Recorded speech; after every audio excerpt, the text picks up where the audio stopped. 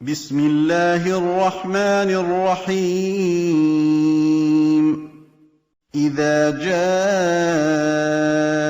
نصر الله والفتح.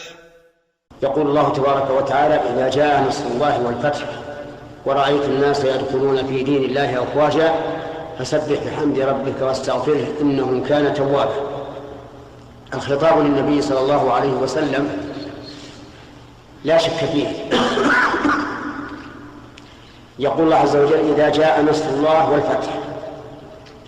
النصر هو تسليط الإنسان على عدوه بحيث يتمكن منه ويخذله ويكبته،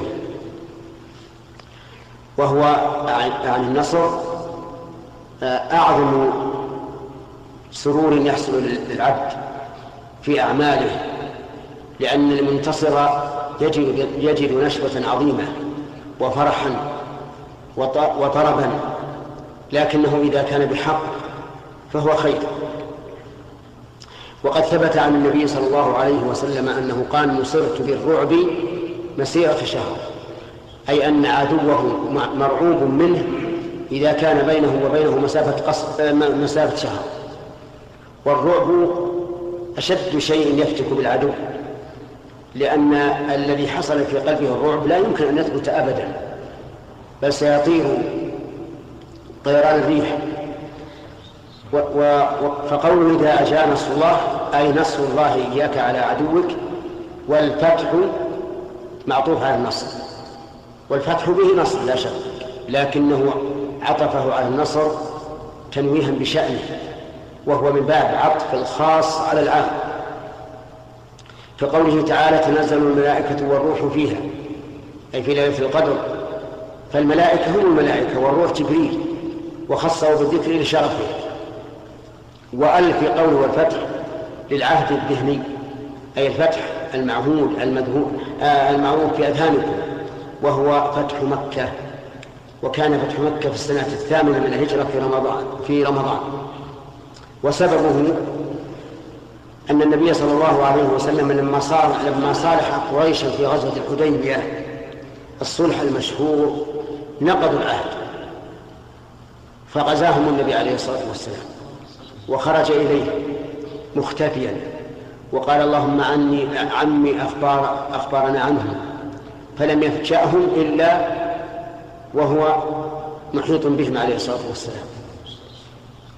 ودخل مكة في 20 من شهر رمضان عام 8 من الهجرة منصورا مظفرا مؤيدا، حتى إنه في النهاية اجتمع إليه كفار قريش حول الكعبة، فوقف على الباب يقول: يا معشر قريش، ما ترون أني فاعل بكم؟ وهو الذي كان قبل 8 سنوات كان هاربا منهم، وكان الآن في قبضته وتحت تصرفه. قال: ما ترون أني فاعل بكم؟ قالوا: خيرا، أخ كريم وابن أخ كريم.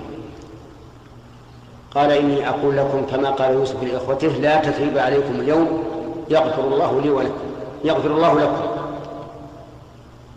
ثم من عليهم عليه الصلاة والسلام بالعفو فعفى عنهم. هذا الفتح سماه الله تعالى فتحا مبينا، فقال: إنا فتحنا لك فتحا مبينا، أي بينا عظيما واضحا.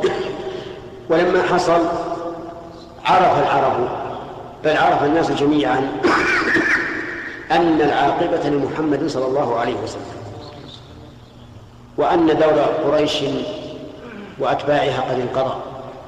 ورأيت الناس يدخلون في دين الله أفواجا، أي جماعات، بعدما كانوا يدخلون فيه أفرادا ولا يدخل فيه الإنسان في بعض الأحيان إلا مختفيا، صاروا يدخلون أفواجا في دين الله. وصارت الوفود ترد على النبي عليه الصلاة والسلام في المدينة من كل جانب، حتى سمي العام 9 عام الوفود، فجعل الناس يدخلون في دين أفواجا.